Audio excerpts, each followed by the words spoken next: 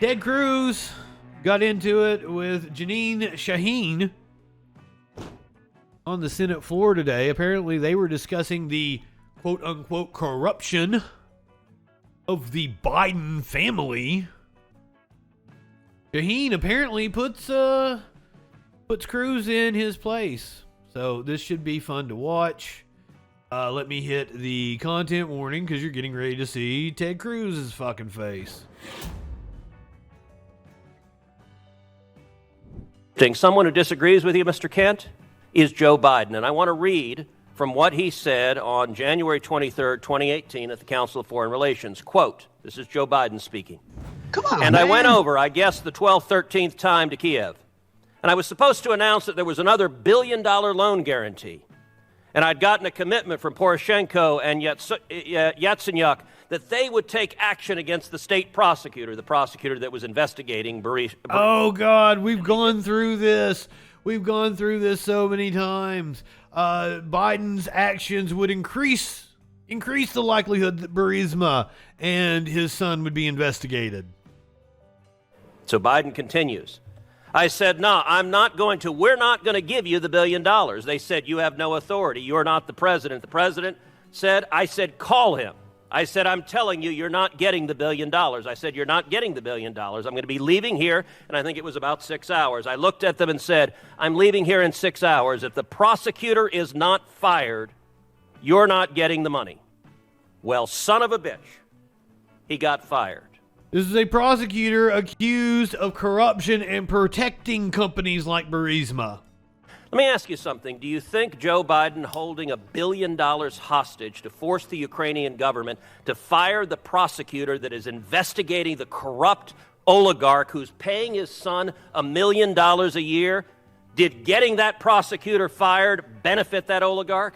No. Thank you, Senator Cruz. Senator Van Are you going to allow him to answer the question, Madam Chairman? I am not going to allow him to answer the question. Why are you covering for the Vice President? Do you not want him to answer that question? The Vice President? He said that the Vice President does nothing to benefit the oligarch. I think it's unfortunate for you, Senator Cruz, to put in position that are uncomfortable the nominees to be our ambassadors. Okay, this is his sworn testimony. This is his sworn testimony. I understand that you want to cover for the Vice President. That he is going to raise those concerns anytime. Was his testimony true or false that Biden did nothing to benefit the oligarch? I don't know. Let him answer the question. Why are you afraid of him answering the question? I'm not. I just want to move on. But you won't let him answer. I asked a yes/no question. Will you allow him to answer the yes/no question? Yes, you can answer yes or no. Thank you.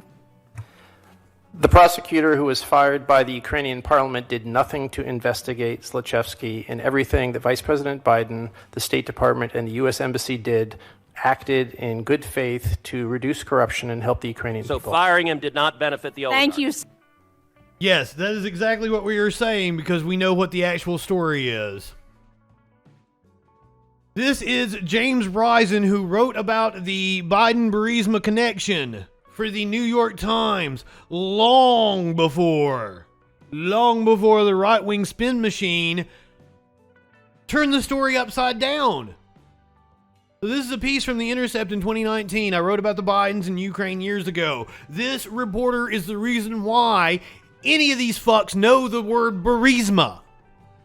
Then the right-wing spin machine turned the story upside down. Many observers now seem to think this suddenly hot story came out of nowhere this year, but that is not true. In 2015, I wrote a story for the New York Times about Joe Biden, Hunter Biden, and Ukraine. The truth behind that story has been lost in a swamp of right-wing opposition research, White House lies, and bizarre, and this is referring to the White House in 2019 as in Trump, and bizarre follow-up stories. Now it appears that the Biden-Ukraine story will play a role in a new impeachment inquiry against Trump. So this was going into the first impeachment. Let me find the relevant section here. Yes, here we go. This is the relevant passage. Still, when Joe Biden went to Ukraine, he was not trying to protect his son, quite the reverse. The then vice president issued his demands for greater anti-corruption measures by the Ukrainian government, despite the possibility that those demands would actually increase, not lessen, the chances that Hunter Biden and Burisma would face legal trouble in Ukraine. Trump would never do this same thing, Cyanide. What Trump would do would be lie about Joe Biden's well-intentioned trip to Ukraine to fight corruption. Come on, man. But now you're probably just gonna say that, you know, I'm repeating a mainstream media narrative or some shit, even though MSNBC and CNN aren't bringing this shit up. I'm reading from The Intercept. This is the actual reporter that broke the story straight from the fucking horse's mouth, saying that right-wing media twisted it. This is why I call right-wingers fucking morons. And to try to counter this evidence with, well, if Trump had done the same thing, everybody would be freaking out. That's called Trump derangement syndrome. Where any piece of evidence you have to counter with something to protect Trump. Guys, the motherfucker is a liar. He's a criminal. Why the hell do right-wingers go to such great lengths? A dude on my YouTube trying to well, Trump's not racist.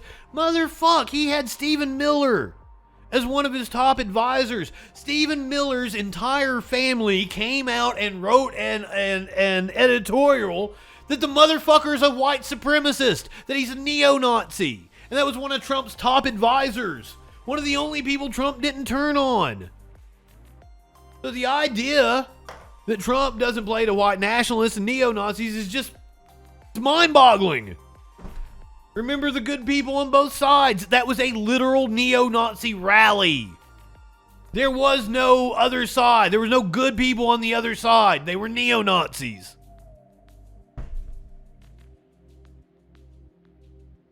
And that one is Charlottesville is the most hilarious one to me because it's a statue of Robert E. Lee. They were protesting the removal of a statue of Robert E. Lee, which has been removed now. Robert E. Lee was asked about Confederate monuments and was against them. Robert E. Lee is a smart man, said there shouldn't be Confederate monuments because it would do nothing but dig up the strife that the country was suffering from. And then neo-Nazis go and protest the removal of a statue of a man who didn't want a statue of himself up.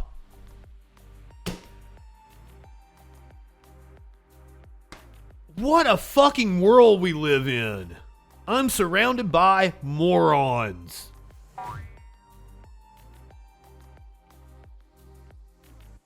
Speaking of right-wing morons, do you guys know a duo by the name of Diamond and Silk?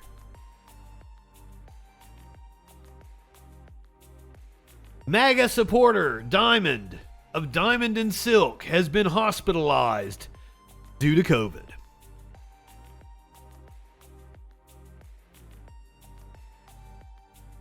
You hate to see it. And I mean, I don't wish death on anybody. But ma'am. Lynette Hardaway, one half of Diamond and Silk, was hospitalized with COVID during the Thanksgiving holiday. Now, I did see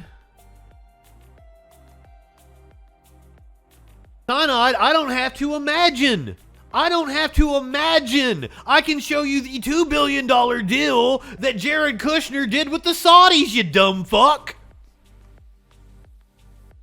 And there's not a single goddamn media outlet covering it.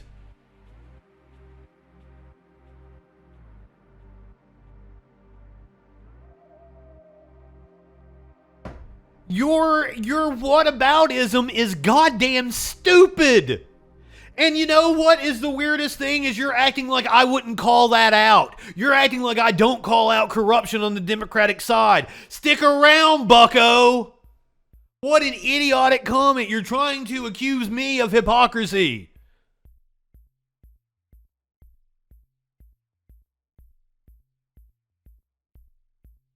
Your thought experiment is fucking stupid since I can show you a real life example of you not giving a shit.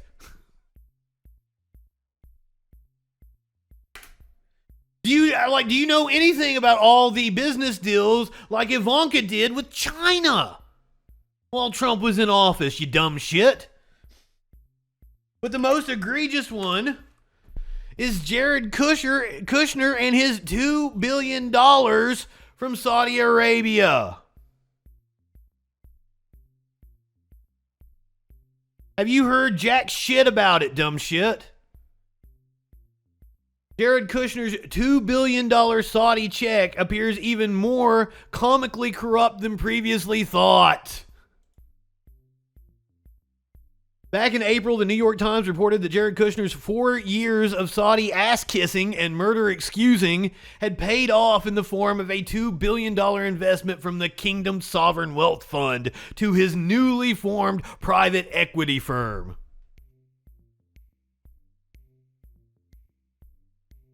Yeah, you were. You said, imagine if Trump did that. I said, I don't have to imagine. I can show it to you.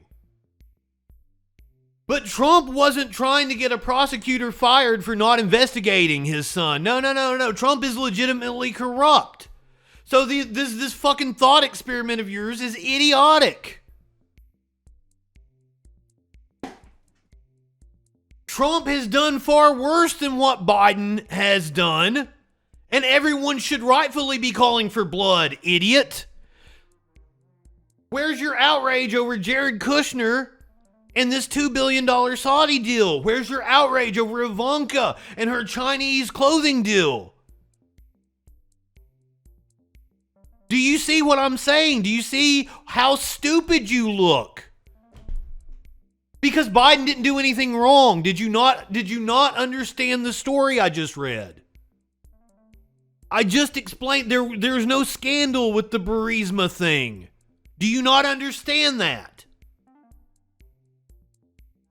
Do we need to go back and read the story again so you can comprehend? Had Biden done something wrong, I would be on the front lines calling it out, as I have done many times. But this ain't it. This ain't it, pal. And I get really fucking pissed off about right-wingers making up nonsense.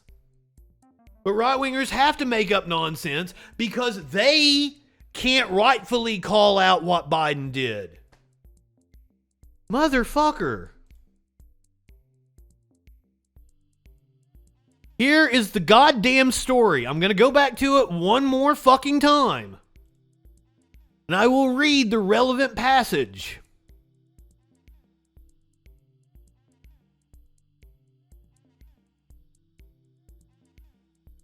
Still, when Joe Biden went to Ukraine, he was not trying to protect his son.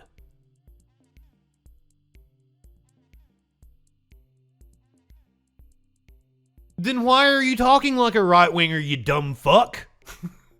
Still, when Joe Biden went to Ukraine, he was not trying to protect his son. Quite the reverse. The then vice president issued his demands for greater anti-corruption measures by the Ukrainian government, despite the possibility that those demands would actually increase, not lessen, the chances that Hunter Biden and Burisma would face legal trouble in Ukraine. This is the reporter that wrote the story that made everybody aware of the company Burisma. This is the original horse's mouth. What do you mean? Like, you've got this obsession. You're talking like an idiot-ass right-winger.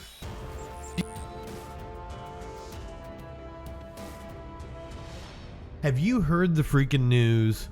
YouTube, Facebook, and all of big tech are trying to do a cancel culture on JustinFREAKIN. Up yours, woke moralists.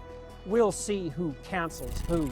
Help the channel stay alive and grow by subscribing or following, and be sure to turn on notifications so you don't miss any of the fun, even when one platform tries to shut us up. He's kicking authority in the balls. If you have it to spare and really want to show support, consider subbing on Twitch, becoming a patron, or a member on YouTube. You'll get access to extra delights and debauchery, and you'll have my eternal appreciation. Thank you for being a freaking follower, and have a great freaking day.